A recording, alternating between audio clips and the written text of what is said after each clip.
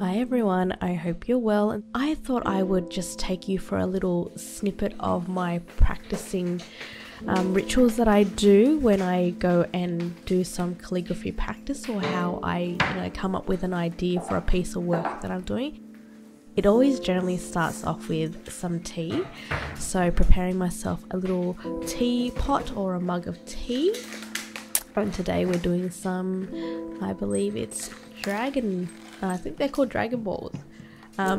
It's a jasmine type of tea, so that's what my mood was feeling today, so I thought I'd go with that. And you can see, please ignore the little strap on my overalls. I clearly did not know that, and I did not fix that up before filming started. So I do like to dress comfortable in my when it comes to my clothing for practicing. That there you see is just my office that I do admin work in and some of my practice, but I do have this little other space that I like to go away and to do some practice in, and that is my little workshop space or storage and packing space that I do. I have this little area out here because my office is too small to fit everything. Out here I like to burn either incense or candles just to get that little vibe going in the area, and I do love to have plants around too. So we're burning some sandalwood today, get that going. And out here what I like to do is take my iPad out and set it up, and whatever words it is or quotes that I'm trying to work on, I will do a little digital copy of it and create that to get a feel and a vibe of how I want the piece to work. Or if I've got a really difficult piece, doing it this way gives me an opportunity to work out the composition of the piece before I put it to paper. And this is also a great way of saving paper and not wasting paper, because often it could take me quite a few tries to get a piece right. So as you can see out here, I have a little ring light so that I have light when the natural light goes down. Often I like to use natural light, but if it's a gloomy day like today, I will use my ring light.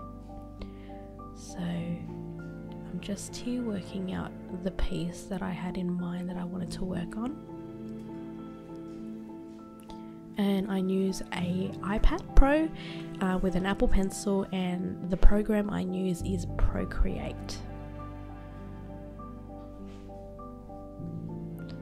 And the brush that I'm using is just one of my, I think it's just a standard brush on the app that it comes with, or I might have just downloaded it from somewhere, a free little brush, Procreate brush to use.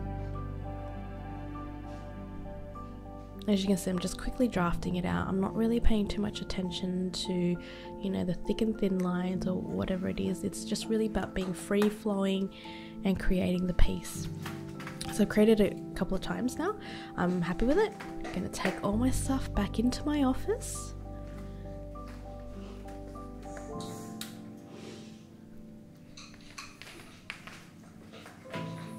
I see Hendrix in his office there.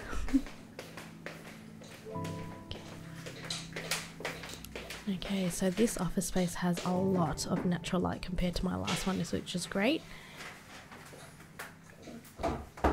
I'd like to keep this area a bit minimal, really fresh and green, just somewhere that I can escape to, and it's quiet and it has that nice zen environment away from a little bit of the chaos sometimes that happens in the workshop area and the packing stations. Yes, I do have a pen holder addiction.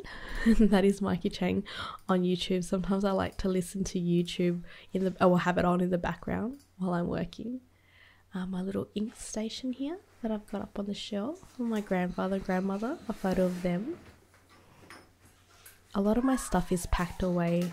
The tools that I use is packed away in the little drawer here. Got inks in there too, heaps of nibs, my little water jar. I like to keep things close by, and often sometimes I have a tray outside with all this stuff laid out already, so I don't have to kind of rummage through and find the stuff I need. Today we're going for a little calming acoustic for the music in the background. So for me it's either music or TV or podcasts and audiobooks as a sound. I often have trouble trying to decide which pen holder to use, but I always kind of go back to a couple of my favourites, and today it's my Blackwell. It's really nice to have all the inks laid out there and I can just choose what I want, and often when it comes to practicing I'll just go with the black paper on the side there. I have a ton of paper that I like to use sometimes, and you know, whether it be coloured or white. I've got in the room here, I've got a diffuser going, so I don't really burn incense or candles in this room. I just like to turn to my diffuser and have essential oils. I'm pulling up the piece that I had created on the iPad. Sometimes people say that, you know, the ink can get everyone a bit messy. I like to keep a little bit of a paper towel underneath just to catch any inks there, and sometimes there's little bubbles that come up on the jar, so I've got to give it a little pop, and that little paper towel stops the droplets from going everywhere. My little ink jar that I have, that's always ready to be used. It has a little lid so I don't have to keep tipping it out if I don't get a chance to. Giving my nib a quick clean here because I know I've touched it a few times with my hands, and the oils on my hand can really affect the nib. So I've just given a little bit of clean and water. First dip into the ink, and clearly the water did not help with cleaning as a lot, so I've just gone with another clean with the ink. And you can see I do little circles with my hands a little bit, because what I like to do is just warm up the hands a little bit, the muscles in the hands, before I start. And just like a pancake, the first piece isn't always the greatest. It is a bit of a dud sometimes when creating, but I do let go of it and just create whatever it is, not be too worried about what's coming out, just to see where my mood is and where the flow is going. Hear the little pitter patters of my fur babies there.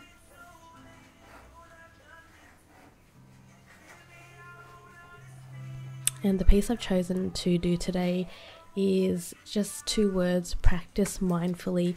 And that's what this video is really all about, is just practicing mindfully.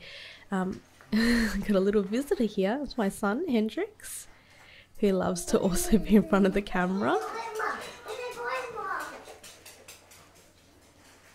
Sometimes practicing isn't always such a quiet activity. I do have a full household sometimes, so I have the fur babies running around and my son, but you make the best of the situation and you get to practice in whatever practice it is that you can. He's being nice to me today, so I've got an opportunity to work a little bit more.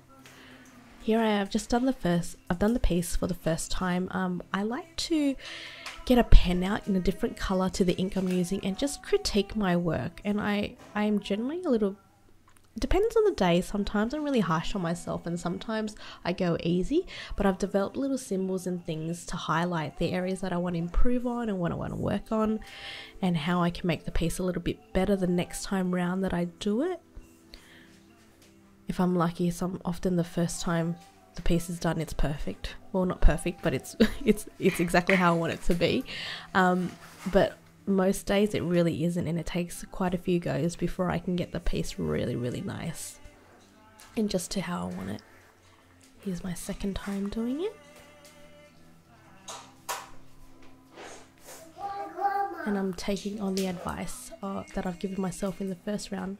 And here's Hendrix again, clearly taken on what Dad loves to do with the camera, and he likes to take photos now.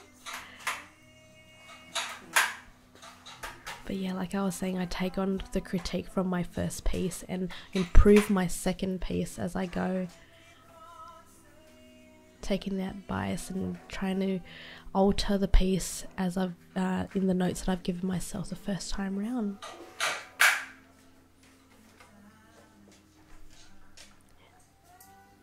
We've got 2 cameramans today.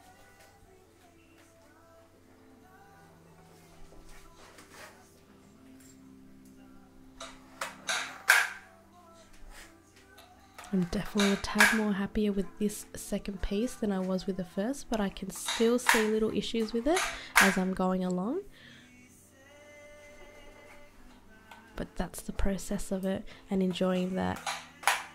And it's such a mindful activity that I actually couldn't hear Hendrix clicking away with that little toy in the background as I was doing this. And here we go with third time's the charm, hey? But thank you so much for joining me today, and I hope that I've given you a little insight in how you can create your calligraphy and how you can spend your time practicing a little bit more.